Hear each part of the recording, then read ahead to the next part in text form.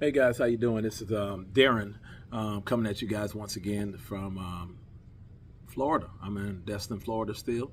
Uh, Sunny Florida, that is, here in the United States. This is Darren from Buckner Family Travels, in case you guys didn't know and you're new to this channel. This is a channel where we're going to be talking about our journeys from going from America to Africa, particularly South Africa. The family and I went on vacation, or a holiday as we call it in Africa, and we went to Uganda, we went to Kenya, Tanzania, Zanzibar, and South Africa. We were gone for a little bit over a month. We had a great time, and we already had in our minds that this is something we wanted to do. Well, we're going to take you on a journey of how we're going to get there and how we're going to move, and that's why we do this channel. I just wanted to pop in real quick today, though. I wanted to talk about some of the things that people don't talk about, like actually getting to Africa. A lot of my South African brothers and sisters from Tanzania and Kenya and Uganda too, were asking me, about what it takes to get to America, and not really realizing how difficult it actually is for a lot of us to even get to Africa. See, here in America, we work a lot of hours. We have hectic schedules. We have family to deal with, just like everyone else in the world. Except here in the U.S., it's a little more stressful. When I say that, I'm not trying to act as all of us don't have anything. It's just that, and when I say don't have anything, I'm talking about money here. It's just that sometimes it's a little more difficult. I went to the store the other day, and I actually got frustrated, and I actually walked out the store. And because I was looking at the price of the eggs, the price of the chicken, and in USD, because I know I'm talking to a lot of South African brothers and sisters and a lot of brothers and sisters from Kenya and Tanzania. I saw eggs as high as $5 for a dozen of eggs, for 12 eggs. I couldn't figure it out.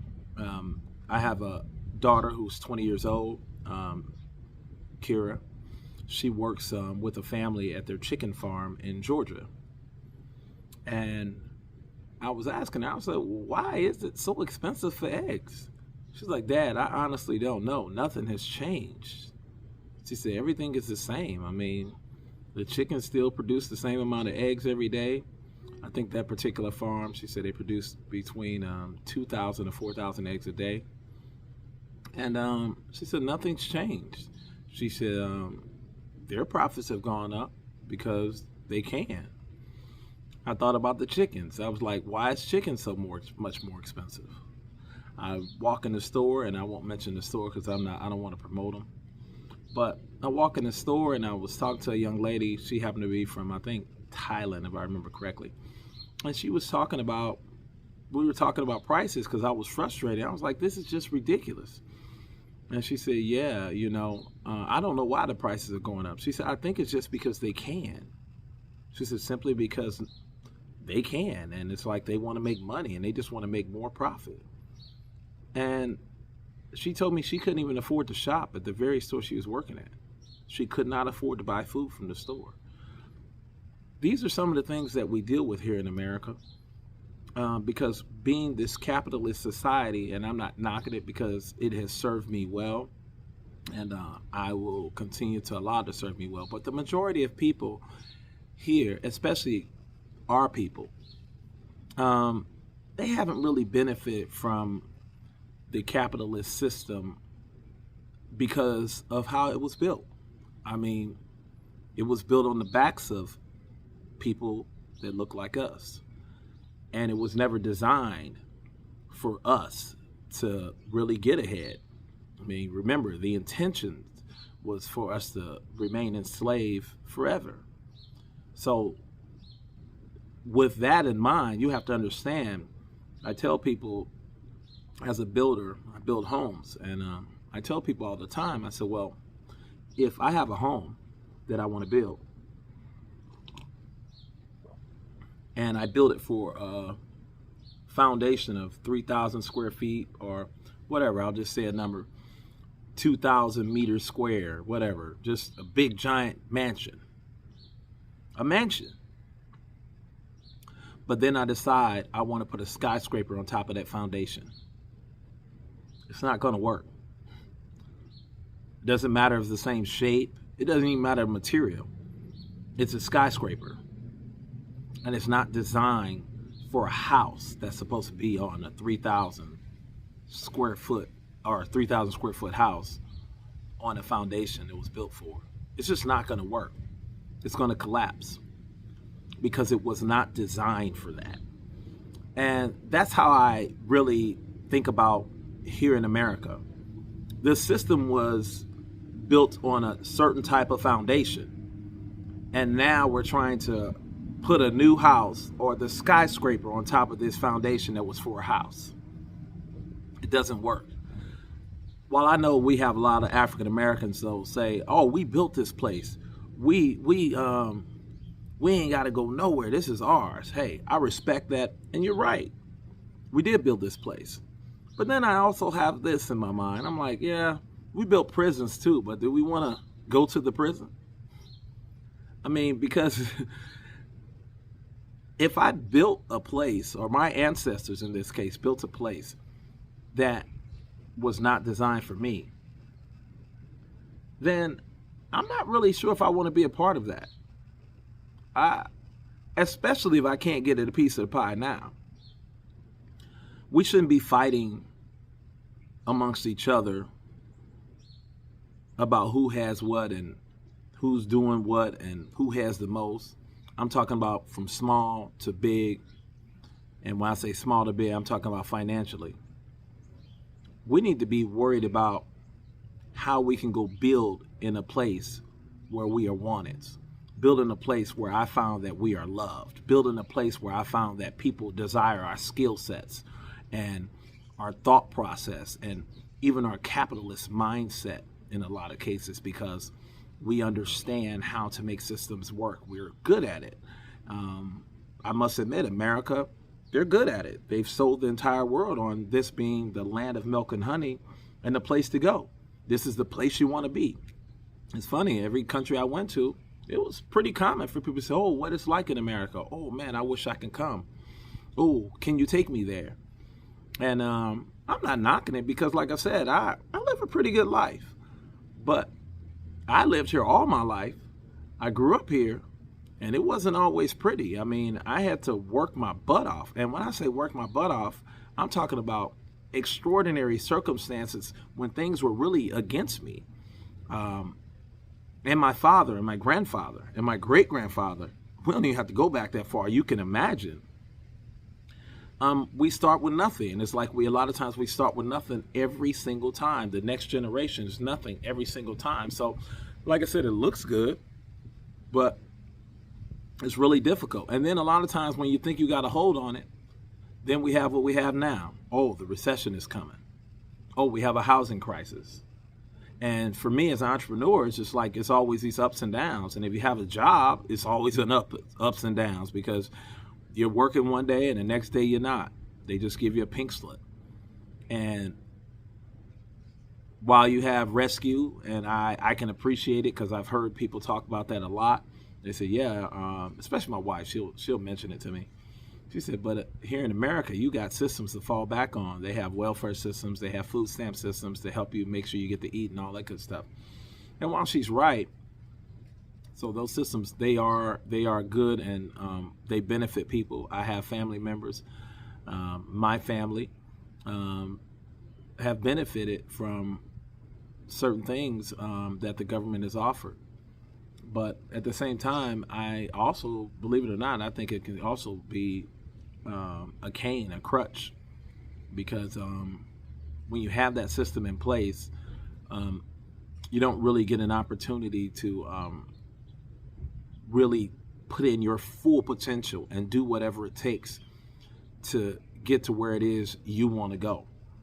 And I say that because I think about, especially when I was in South Africa, I'm meeting brothers and sisters who are so bright, they're so brilliant, they're so smart. They take their education very seriously. They take even the jobs they have. It doesn't matter if it's a small job, big job, whatever. I notice they take their jobs very seriously because they understand that, hey, this is necessary to get to where it is I need to go. And this leads to why I think as an entrepreneur, and you fellow entrepreneurs, and I'm talking to my people here in America, why we need to be on the continent of Africa. And like I said, I'm specifically thinking of South Africa, but all over the continent. If you're an entrepreneur, it only makes sense. You get an opportunity to work with people that are really bright, really smart. They're wanting to work, and they're not looking for somebody to fall back on to save them. They don't have that aid mentality as Americans would have you think they do. They don't have an aid mentality. I noticed when I was in South Africa, Kenya, I all that stuff you see on the news, or not on the news, but in propaganda machines, where people always begging and asking for something. Yeah, of course you're going to have some people who are out there who truly need it, and they may have had a rough life, and I don't know their stories, but it's not what you think. It's not they trying to just hustle you and get it out of you. These people are smart, they're prideful, and shout out to all my South African brothers and sisters. Matter of fact, even this shirt here, made by a South African local designer. When I get his name, I'll make sure I put it in the description. I think I got it at Rosebank Mall in Johannesburg. But we need to think about how we could better ourselves in another system where we can all benefit. And I don't say that lightly. I said all benefit. Because we have to take a page out of, I'm going to say Donald Trump's book. I love to hear him. He always says this. He said, I'm a job creator. If you have the ability to be able to create jobs, then my personal opinion is there's no better place than the continent of Africa. For the people in America that are watching this video, I'm sure a lot of the South African brothers and sisters who are well aware, very knowledgeable, and they keep up with the world news and not just our local news like we do here.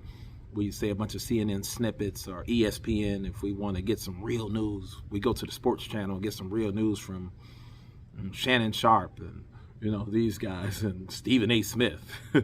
And believe it or not, we get news from these guys and these little snippets. And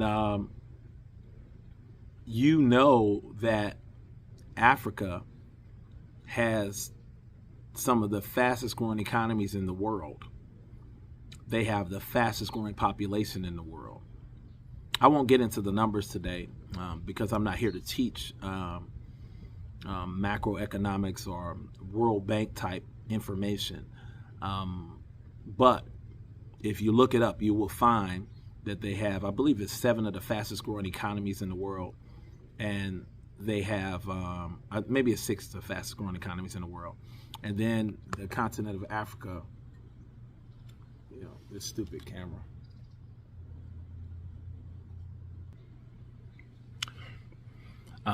Anyway, I had to get that camera fixed, or gimbal, that is. The fastest growing population in the world. If there's nothing else, you can't stop population. Population means human capital. Human capital is the most expensive and also the best capital you can have. Human capital. And the people in Africa are really smart. So if you're thinking about starting a business, we're talking people working at small places, as in the hotel lobby, and they have degrees, bachelor's degrees, and some even master's degrees, and their skills are not being used as they could be, and they're always looking for an opportunity, and they're looking to work, and they're looking to expand and have a global view of what it takes to make a business run. The people have this knowledge. I'm not saying everyone.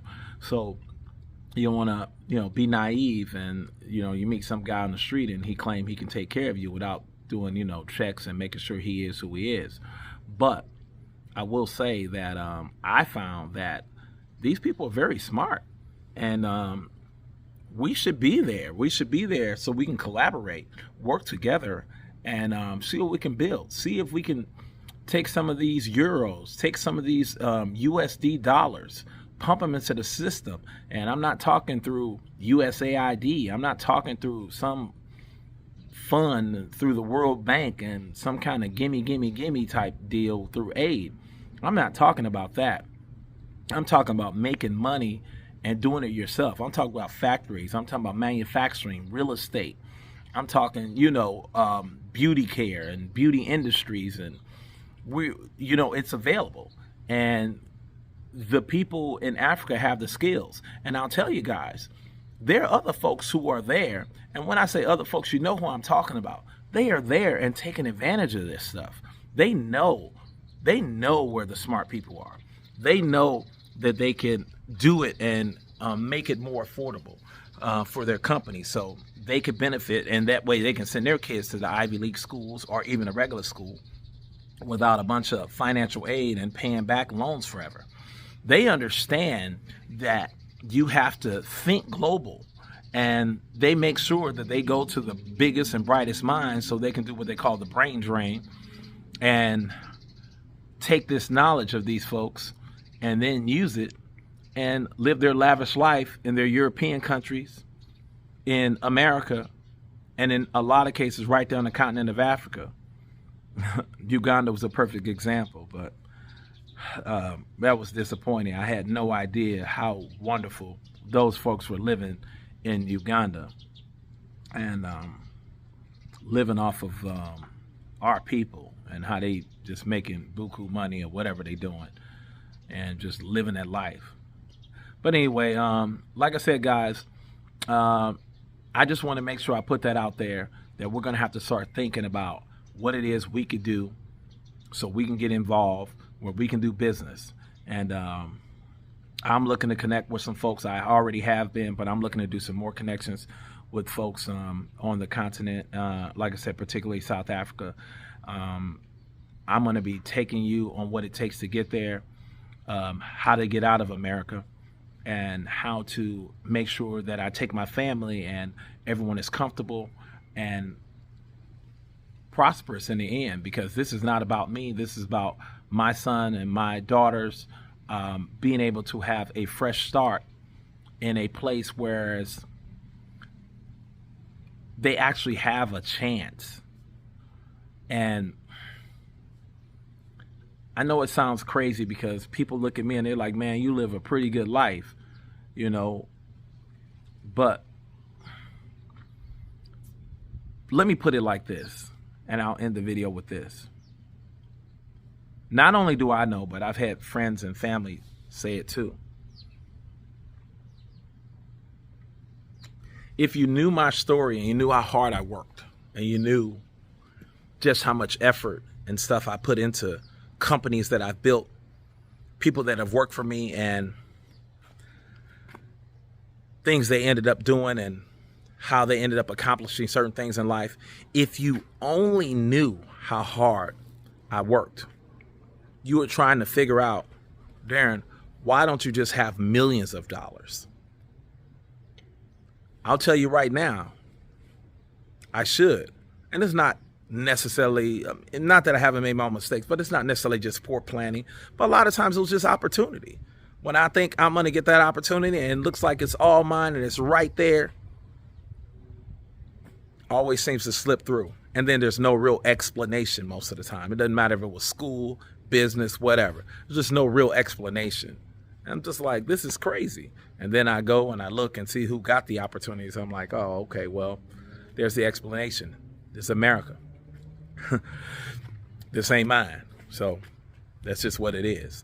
Hey, guys, I'm not going to end this video on something negative. I want to end it on something like, you deserve a good life. I said that. You deserve to be able to enjoy the fruits and all the beautiful things that Africa has to offer. So if you're African American and you have not made it to the continent, if you're just dreaming about it, thinking about it, get there, and you do what it takes to get there.